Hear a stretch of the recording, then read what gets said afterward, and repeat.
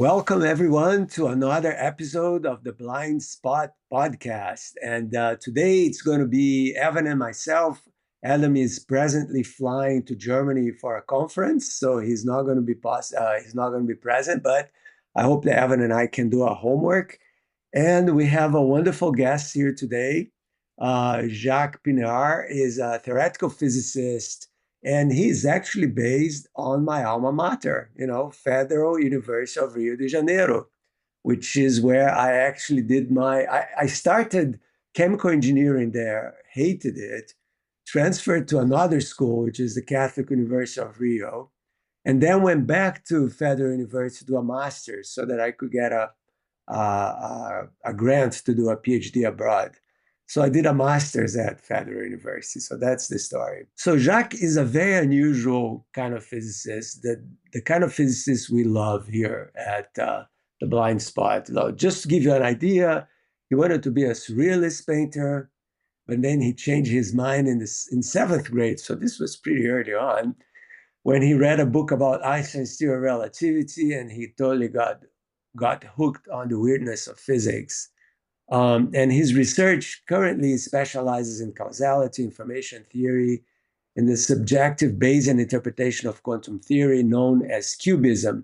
So to translate that, he's very interested in figuring out what does quantum physics mean in general. As we're going to debate here, there's a lot of conversations about we know how to use quantum mechanics, but we don't really know what it means in many ways.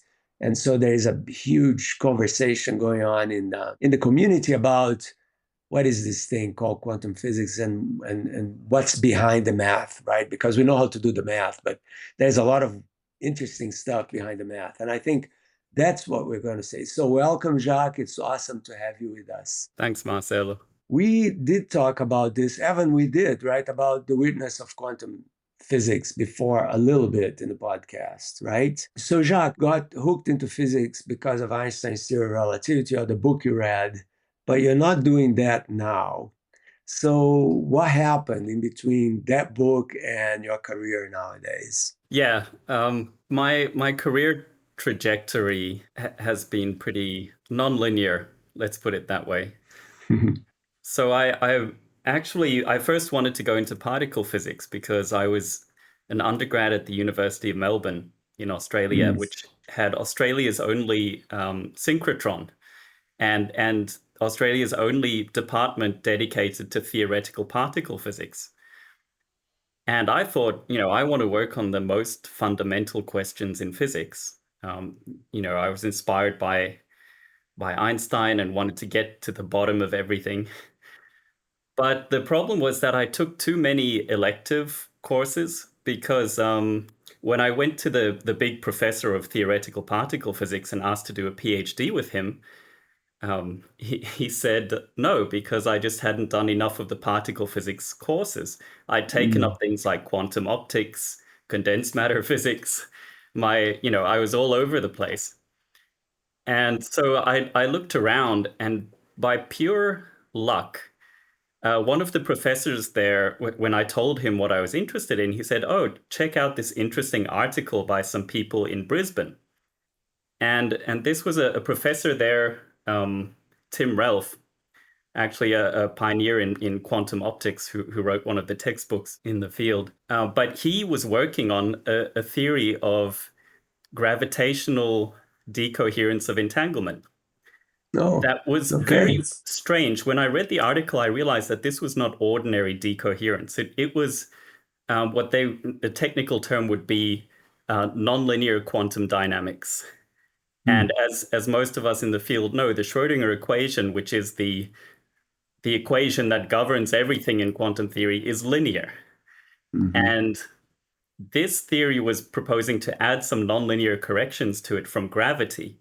So I was instantly hooked, and I caught a red-eye flight to Brisbane. I remember sitting on the campus drinking coffee to try and stay awake until my meeting with Tim. And it felt so surreal, partly because of the sleep deprivation. I think I felt that I had walked into a dream, that I had this weird sense of deja vu, this university campus was this beautiful, I don't know if you guys know the University of Queensland, but it's just so lush, full of like green Yeah. It's trees and very like tropical, wildlife. like. Yeah, Oh yeah. yeah, and it's full of like Mhm. birds of all different species. It's basically like being in a nature preserve. Isn't Yeah, Brisbane the city in Australia that has the most snakes per capita yeah. or something like, right? I Oh, think everyone there has a snake. I have several snake stories, but I don't want to take up the podcast with those. I just After I want to left say, Brisbane I did my first postdoc in Vienna. But after I'd left, a housemate of mine contacted me and we were just catching up. And she said that they discovered that there had been a snake living in our house for the years that I'd been there. And we'd never noticed it. wow, It lived in the garage and hopefully ate all the rats. Anyway. I know exactly. So you did your PhD in Brisbane? Is that what Yeah, that's happened? right. With Okay. Tim, I remember that first meeting. Uh, Even though I was sleep deprived, I remember it very well because we spent most of the time discussing science fiction. He had a book, Ender's Game, on his bookshelf, one of my favorites, and we talked about that. And at the end, I said, "So, can I do a PhD with you?" He was like, "Yeah, sure." You know, when can Just you like start? that. Yeah, All we hit right. it off, and it was great because it gave me a very rare opportunity, which later I realized how unusual this was, that I had complete freedom to pursue some fairly out there topics. So I still work. I worked on relativity theory and quantum mechanics using quantum information. So it's an area that's come Hmm. to be called relativistic quantum information. Wow. And that also was my first introduction to the meaning of quantum mechanics, because it was only at studying these nonlinear corrections that I realized why the Schrödinger equation has to be linear. Mm. Because when you add nonlinear terms, it's not clear how to get probabilities out anymore. You don't really know, because probabilities represent something very specific. That it's a quantification of our uncertainty about, let's say, gambling or rolling dice, what have you. And that means it has to follow really rigorous rules laid out by the probability calculus. And that means it has to be linear. Hmm. So, and quantum theory, as we know, is closely tied to probability. So it turns out if you break the linearity of quantum theory, it creates all kinds of problems for you on the probability side. And that was kind of, I guess, I didn't know it at the time, but it was that connection that ultimately led me to QBism in the end. Hmm. And Chris Fuchs, who I guess people listening to this podcast probably would have heard his name already by now. But anyway, he's one of Yeah. the pioneers of QBism, for those who don't know. And he actually visited the Uni of Queensland to visit my professor, just on one of his tours. And I was present in a meeting with him and got to talk to him and ask him and he asked us about the work that we were doing on these nonlinear things. He doesn't remember this meeting at all. I later went on to work with him, as you guys know, for I've now worked with him for many years, since 2019. But Yeah. he never knew that he'd met me before. And I remember in that meeting, he said he could never believe that quantum theory could be nonlinear, exactly because then you would never be able to make sense of the probability side of it. And for him, quantum theory was only probability theory. That was part of the Right. key to understanding But it. I'm sure that, when you're going to try to modify an equation like Schrödinger's equations, which has been vindicated in gazillions of experiments by adding extra terms, you have a control over how that interferes with everything, including the probability, right? That comes from the wave function. Yeah. So this was originally meant to be a small part of my thesis, was kind of working out how to reconcile these things. And it Yeah. kind of kept growing. Like this little single chapter got bigger and bigger.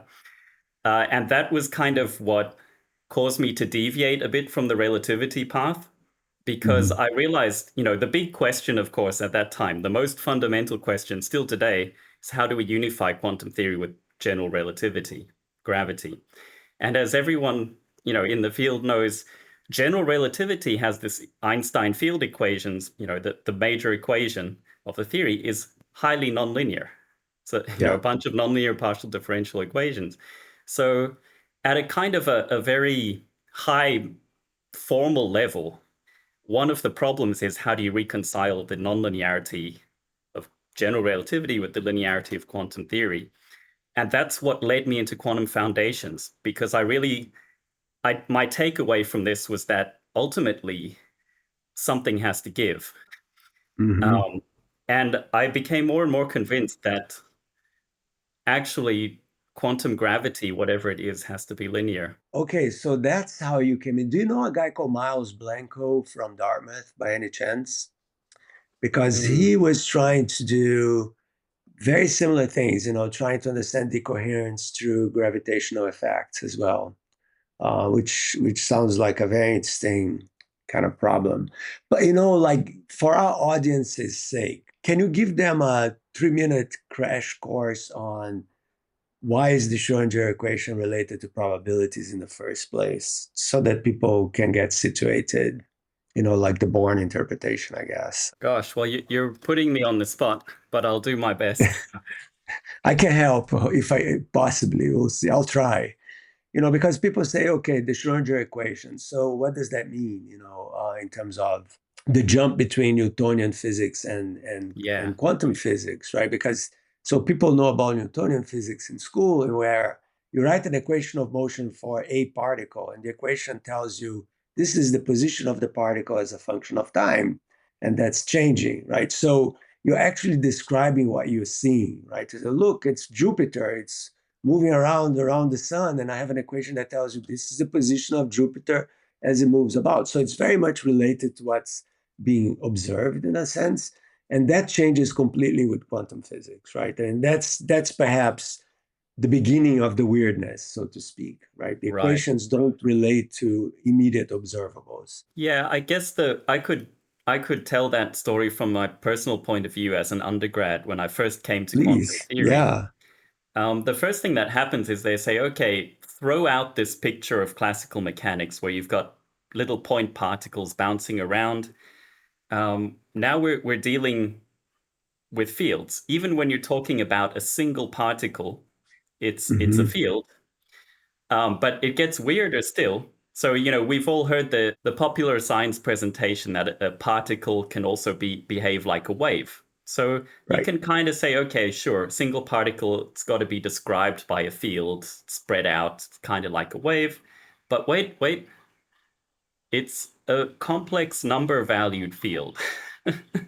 A complex Right. number has imaginary numbers in it. So it's not even like Yeah. a field of water or mist or something that we can Or imagine. velocity field or It's a temperature field. purely like abstract mathematical object. It doesn't live in physical space. And that gets even worse when you have two particles and more, right? So basically, the first shock of quantum theory for me was suddenly we're not talking about something I can visualize in my mind. Suddenly, I'm dealing with these mathematical things that they call wave functions. And there's a lot of heuristics where people try to give you images of wave functions. We draw little diagrams of the real and the imaginary parts, and you apply the dynamical equation. Schrodinger's equation tells you how these complex imaginary waves change in time. But none of that actually tells me what's really going on, because at the end of the day, this is just a purely mathematical object. Probability comes in as the way that we connect that abstract mathematical object to what we can observe in an experiment. And Right. where the rubber hits the road, as they say, is when you put in a measuring apparatus, some detector that will click when the particle arrives, for example, at the detector.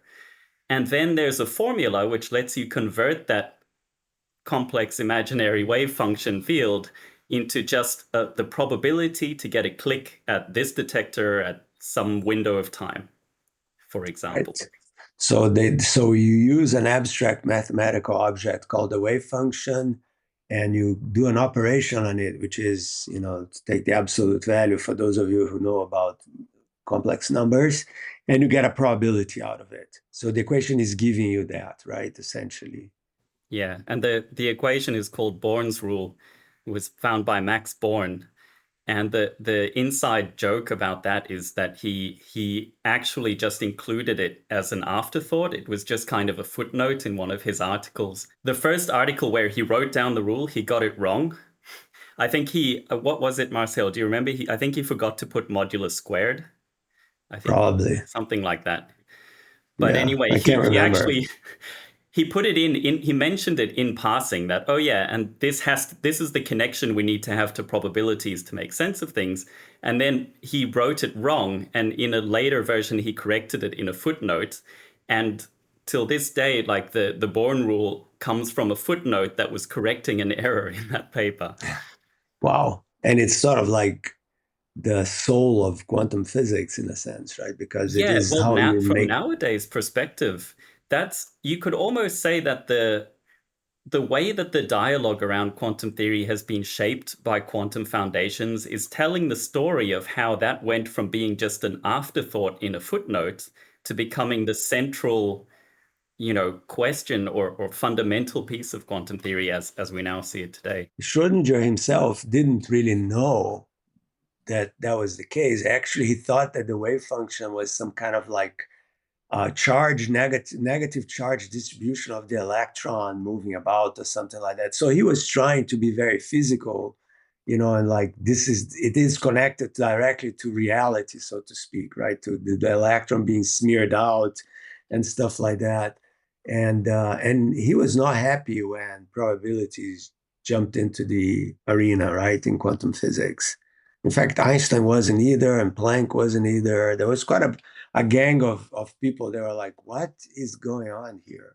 Right? Probabilities, right? And that's important to kind of highlight, right? That there was a discontent. There were two groups, right? There was the Bohr gang and the Einstein gang, so to speak, right?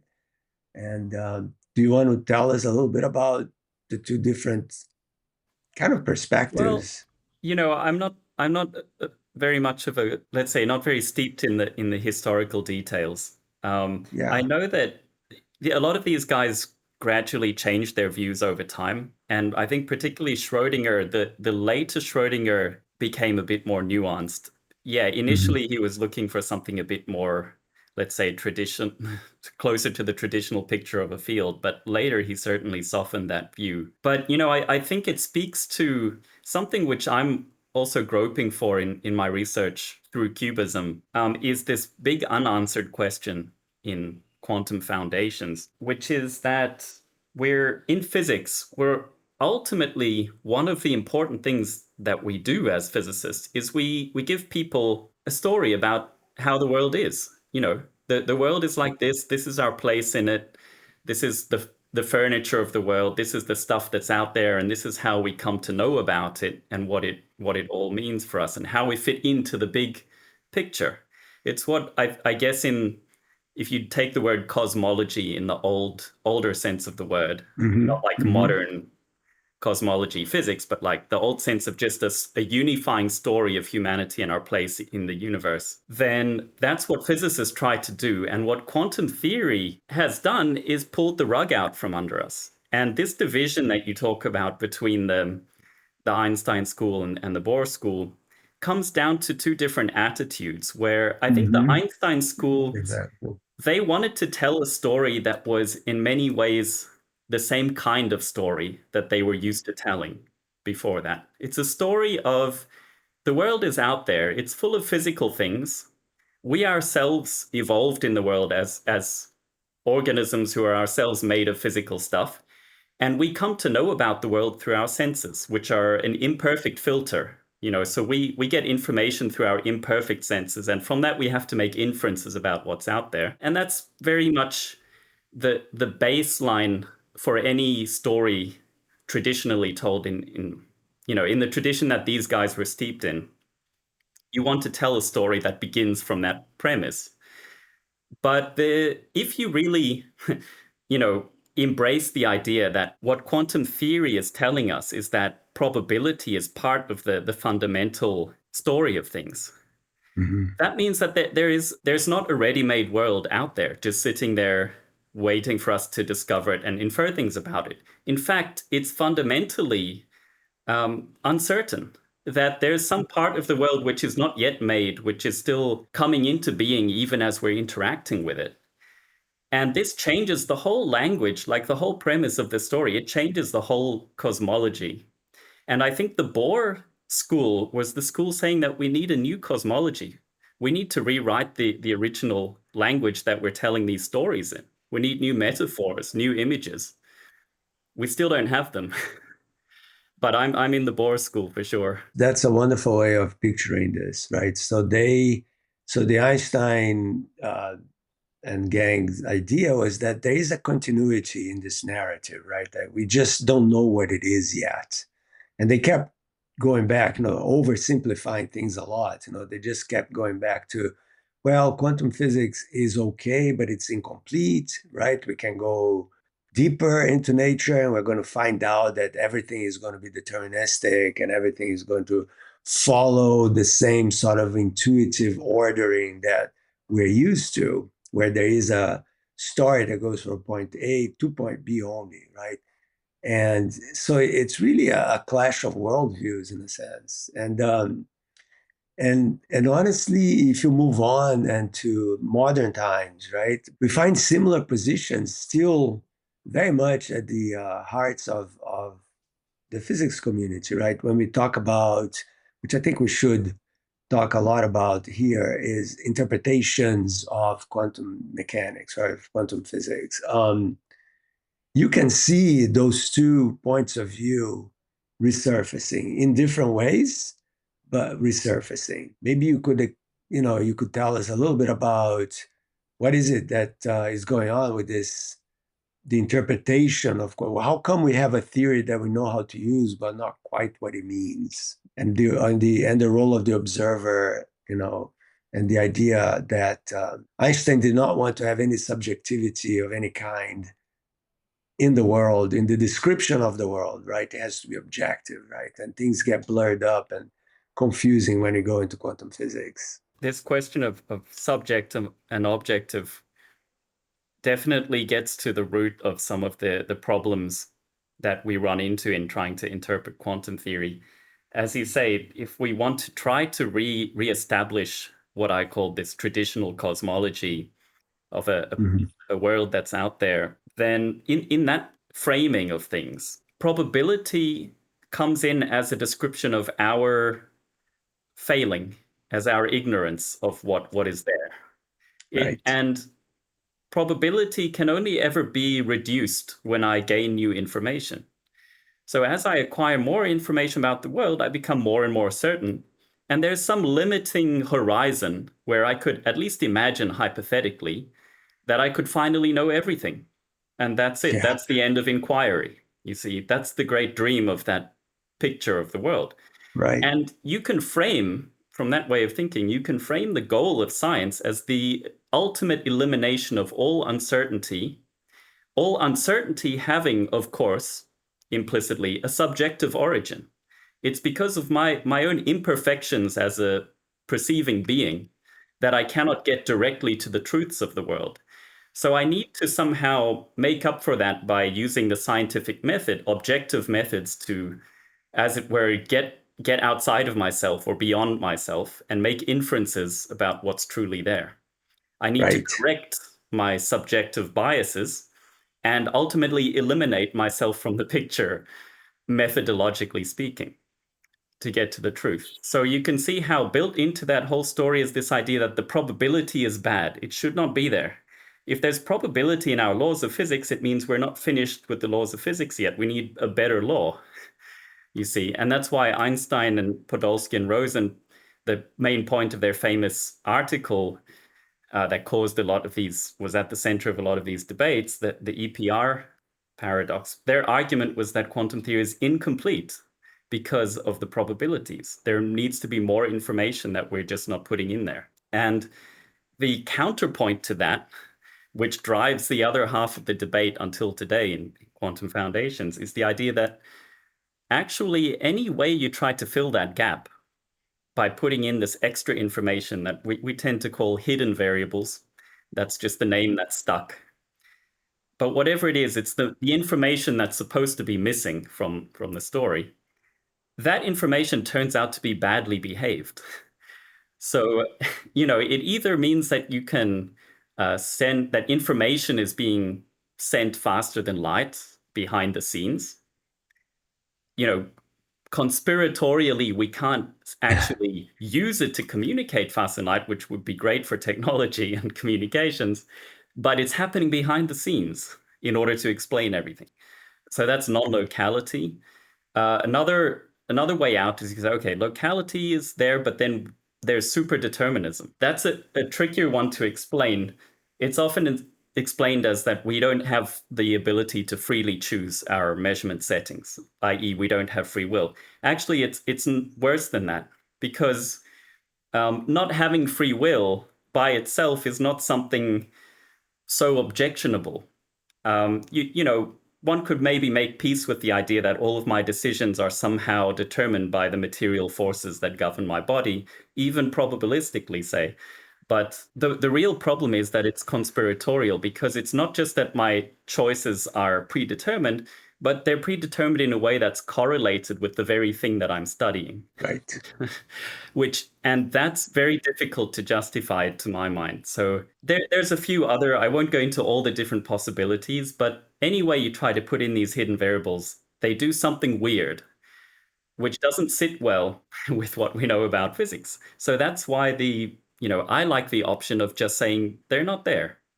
The Bohr side of the school says, don't try to fill the gap, embrace the gap. The gap. Exactly. What's Exactly. that saying in Eastern philosophy? The obstacle is the way. The gap is a doorway that we need to walk through. Yeah.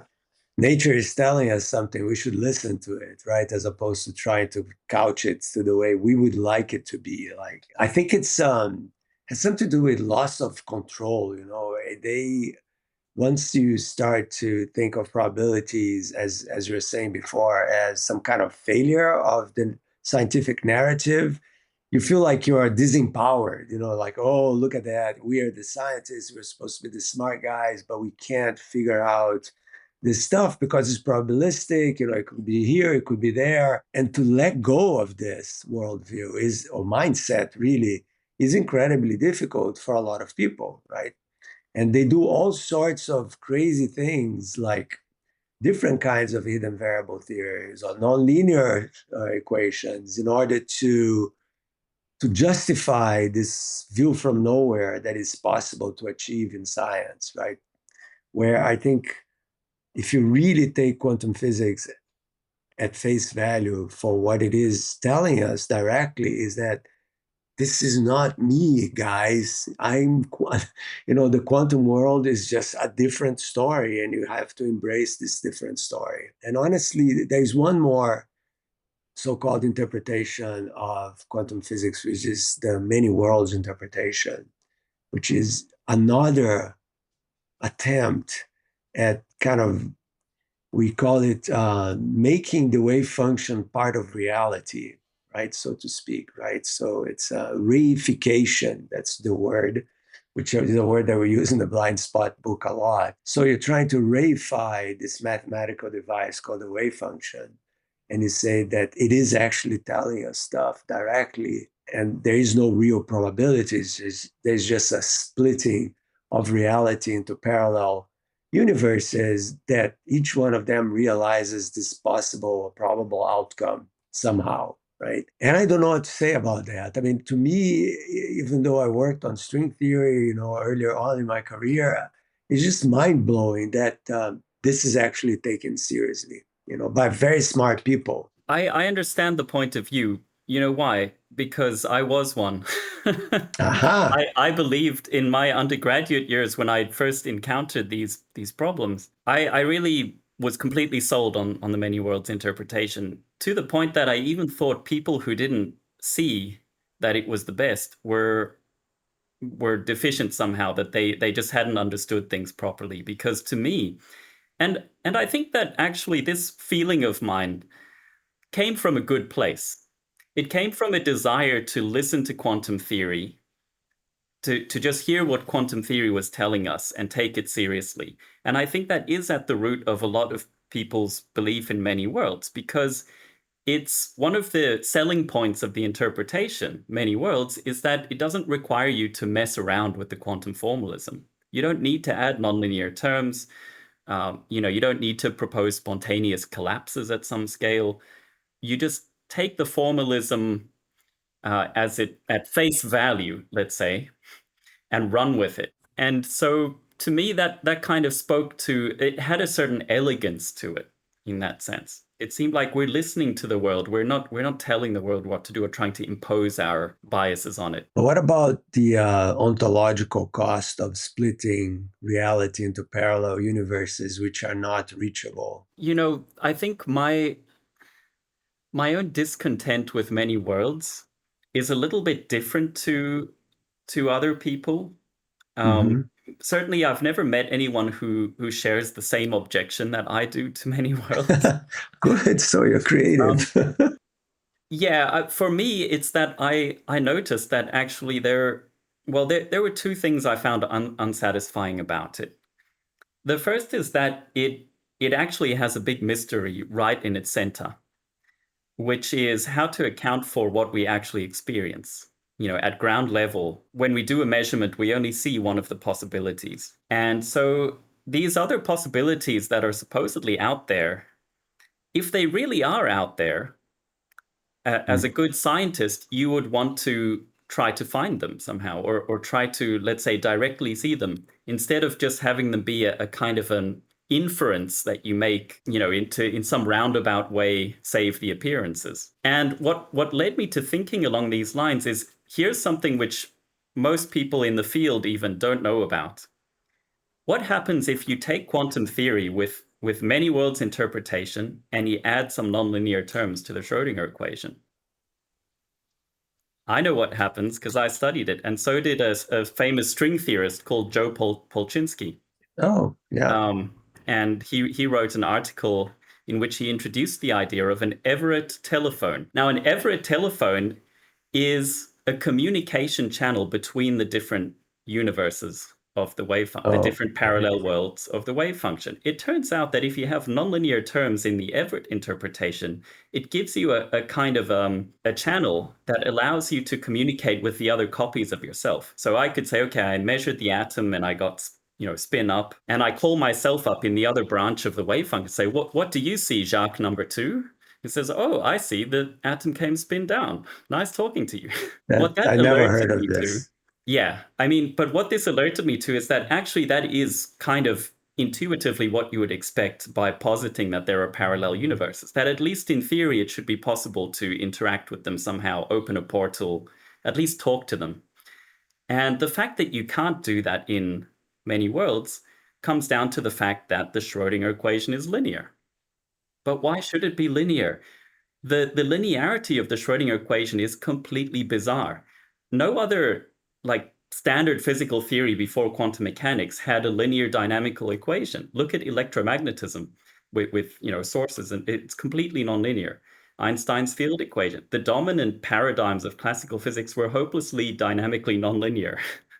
So it's a mystery, and the many worlds people just take that linearity as an unexplained postulate, just a primitive. So that's why, to me, it seems conspiratorial. Right. A lot of the nonlinearity comes in the potential that you put in, right, in the Schrödinger equation. You could have a nonlinear potential in the equation, right? Oh, yes. One has to be careful what one means by nonlinearity, because, of course, if you look at, in particle physics, you have nonlinear interactions in your Hamiltonian, exactly. There are nonlinear equations everywhere in quantum theory. But the point is, if you work at the most abstract level, lump everything together into a single system and look at the time evolution of that thing, that equation is linear. And that's necessary for our standard probability interpretation via the Born rule. So, by the way, guys, Everett is just is the name of the guy who came up with the interpretation of many worlds in, I think, 1947 or something like this. So that's why it's called the Everett interpretation of many worlds interpretation. And the Everett telephone doesn't seem to work, apparently, right? Well, no one's managed to get one to work. The day that they do, I will become a believer in the many worlds interpretation. Oh yeah, whoever is able to talk to his clone in a parallel universe, no kidding. Yeah, that's enough to convert anyone, right? I mean, that's just like seeing Jesus, like landing on my shoulder here. Yeah, I'll convert to Christianism, Right.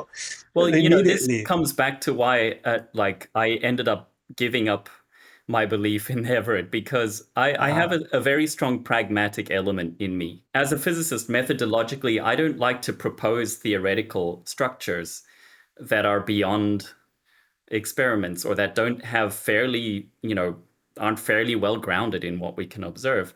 And positing parallel worlds is not a small thing. Like, that's a major theoretical step. And you just, in my attitude as a scientist, you just shouldn't be positing something that huge without a correspondingly huge direct empirical support. Exactly. That is the main criticism, right? I mean, you can dream on about anything, in a sense, but you have to be able to empirically test somehow what you're saying. Otherwise, you can say whatever you want, right? I mean, that's not science, right? Science does need to be anchored in physical reality that is at least in principle testable, right? And some people will say that maybe there are some tests you can do. I think David Deutsch and some other people talk about testing the many worlds, but honestly, it's very unconvincing to me right now. Which brings me to what you're really doing and why you ended up going from nonlinear Everett telephones to QBism, right? Yeah, So you found some compromise because it's not surrealism, but it's cubism. So it is early 20th century paintings in some way, and there you go. So we have to explain to people that cubism here is with a Q for quantum. that's right. It is a deliberate nod to the art movement, but it's capital Q, capital BISM, pronounced cubism, and it has to be capital B, because that refers to, well, originally referred to Bayesianism. Nowadays, it's just become the stamp. Cubism lies at the end of this journey that I'm on. But how did I get there from many worlds? That's a good question. Yeah. This again comes down to a bit of luck, being in the right place at the right time. So my first postdoc was with Czesław Bruckner's group in Vienna, and Czesław Bruckner, together with Anton Zeilinger, who people may have heard of because he won the 2022 Nobel Prize for work, partly in part for his work on the Bell tests, which are related to quantum foundations and interpretations. But And I he was, has a beautiful yeah, book, right? Just saw people that is it called The Dance of the Photons or something like this? His popular book on quantum weirdness, so to speak. I forgot the title right now, but it's something like that, The Dance of the Photons. And I really recommend it. It's a beautiful book. well, Right? I was really lucky to be in Vienna during the years in which those experiments were being done. And I would, hang out with the people in Seidinger's group who were working on that, and we had really interesting discussions. Also, in Czesław Bruckner's group was an amazing place to be, because he is one of the few people in the world who is combining ideas from relativity with foundations of quantum theory through quantum information. This area I called relativistic quantum information that I stumbled into.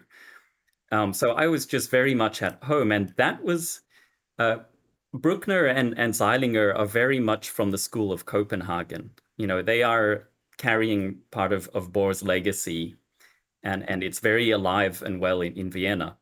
And it was through that influence that I realized that there is a viable alternative. That it's because before that, I thought that the only way to listen to quantum mechanics without, meddling with it, to just really listen to what it's saying, the only way I could imagine was many worlds. But when I was in Vienna, I realized there's another way. Actually, the other way is to think about the wave function essentially as what they would call an epistemic object. It doesn't describe something out there in the world. It describes our knowledge. They would say something like our knowledge or information nowadays that now I'm a QBist, I would say our beliefs. But these are subtle points. The main point is that it's not about the world on its own, separately from us. It's about our relation to the world. And once I started thinking about wave functions that way, as a kind of an abstract bookkeeping tool that's telling us something about how we should shape our uncertainties, how uncertain should we be about what's going to happen when we interact with the world? It's a set of rules for telling us that. And when I started to think about it that way, a lot of things clicked into place. And one of the central themes there is that we embrace uncertainty as just being, as much as it's a fundamental aspect of life, so too is it's a fundamental aspect of our interactions with the world. And therefore, it's a cornerstone of physics, that the uncertainty is not something to be gotten rid of. It's something whose form, whose particular shape we need to understand. And that shifts the focus completely. But we don't see the world this way classically, right? So there must be a shift as you go into the world of the very, very small, right? Where this different kind of perspective becomes important. Well, what do you mean a shift? Well, when we interact with the world, like right now, I'm looking at my computer, there's zero probability that it's going to jump somewhere else or that it's going to do something. But if this were an electron, and that's not the case anymore, right? So there is a difference, right, between interacting with the world at a very small scale Oh, yes, and interacting with the world. exactly. That's what I mean. Sure, I think that's yeah. important. A lot of the debates over the interpretation do center on this question of how do we understand the difference between what we call the quantum world versus the classical world. And the example you gave of your computer jumping around is nice. I remember one of the puzzles we had to solve in undergraduate quantum theory is there's a bridge over the river, and we're supposed to calculate the probability that the bridge will spontaneously tunnel, upwards or downwards by 1 meter. And Okay. you have, throw in some numbers and you crank out an estimate, order of magnitude, and you come up with some number that's just absurdly tiny. If you don't come up with an absurdly tiny number, you immediately know that you got the question wrong. Yeah, you made a mistake. Because Exactly. walking across the bridge, as we did every day, you notice that it's not bouncing up and down and jumping around randomly. But indeed, when you look at lasers at the single photon level and, particles of light or single atoms in a trap, things like that, those who've been fortunate enough to see these things in videos or even live in experiments. But the point is those things, they really do jump around. I mean, this was something that caused the early quantum mechanics a lot of it disturbed them a lot, right? Yeah, of course, because it was so alien to their Yeah. perspective in the world, the intuition of what the world should be like, right? So can you, I don't want to run out of time before you kind of give us a little bit of an idea of why Cubism is so interesting. And of course, in the blind spot, we do talk about it a lot, and that we lean towards this. But if you could give us your reasoning as to why, for you now, this is a good way of thinking about what's going on. Yeah. It's worth pointing out that Cubism is let's see, what's the best way to get into it? Well, I'll continue with telling you the personal story of, how Yeah, please. I came to it.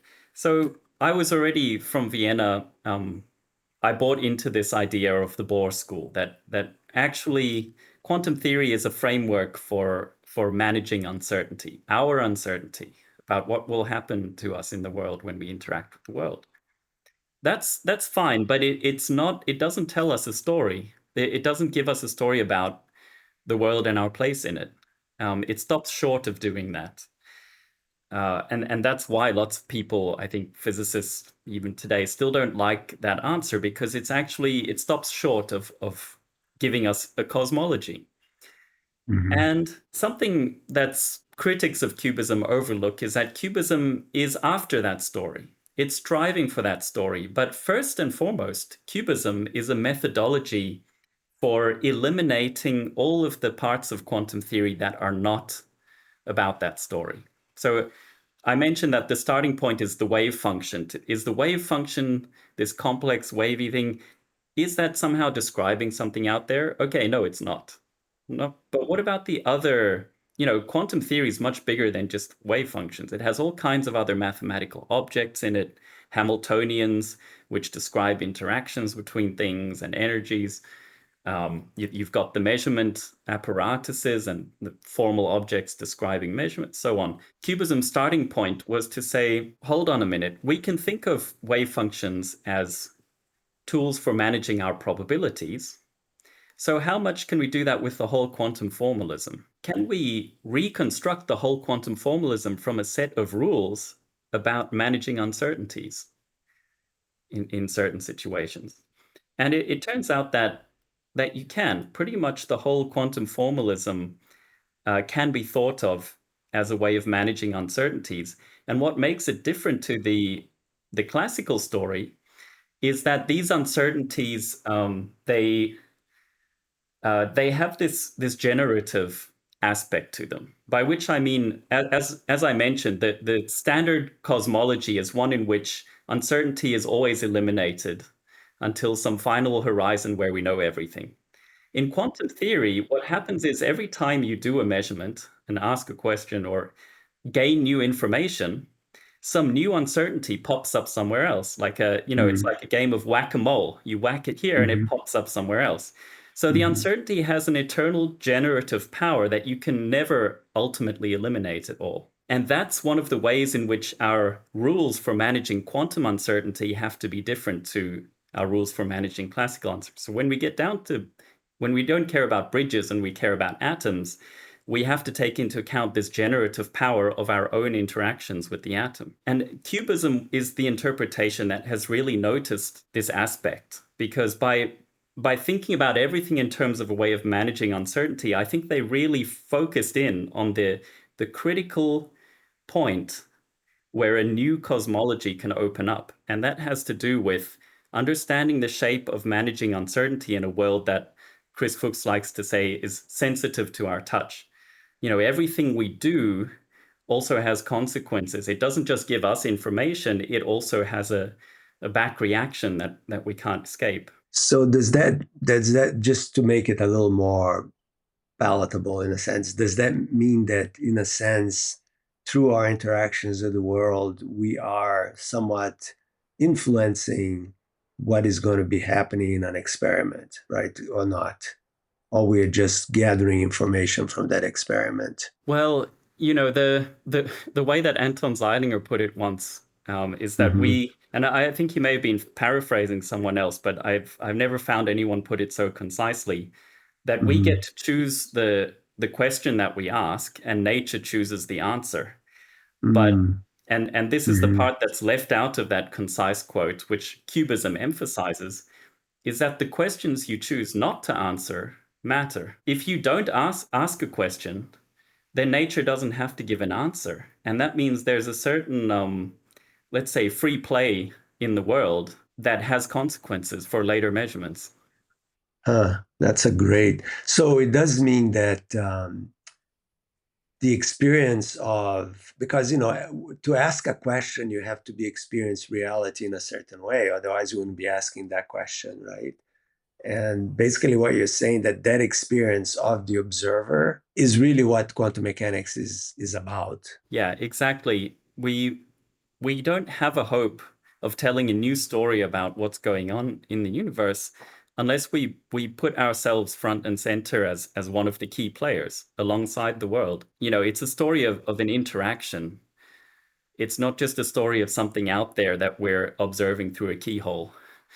Exactly. And that is the big clash of worldviews between the old-fashioned, there is a world out there, and what you guys are basically saying is that there is only one world.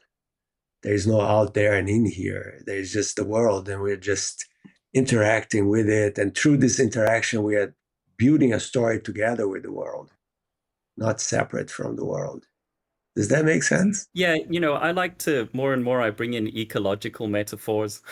The idea of Good. noticing, because it's very easy to, when you're in this position of dominance that humanity is in the ecosystem, it's easy not to Yeah, notice how we're all bound up with the systems that we are involved in. And I feel like that QBism is a movement at the level of fundamental physics that reflects the more general recognition that we're part of an ecosystem. In that's this case, wonderful. it's the ecosystem of physical reality itself. Yeah. And we're running out of time completely, but I talk a lot about an ethics of belonging as the only way for our salvation, in a sense, in this planet. And perhaps cubism is the way in which quantum mechanics is telling us that there is an ethics of belonging, that there is no separation here, that this is a story that we tell together with the world and not separate from the world. I think so. That's awesome. Jacques, I feel like we're just beginning to scratch the surface, but we have this bound, time that we can't blow up beyond too much. So maybe we'll have you back, when Evan has decent internet and Adam is back, so we can take it from here. But this was really awesome. Thank you so much for this conversation. Thanks, Marcelo. Yeah, I'm glad we managed to have this chat. Yeah, absolutely. Well, to be continued for sure. I'll talk to you soon, okay? Okay, bye. Good talking to Thank you. you. Thank Bye. you. Bye.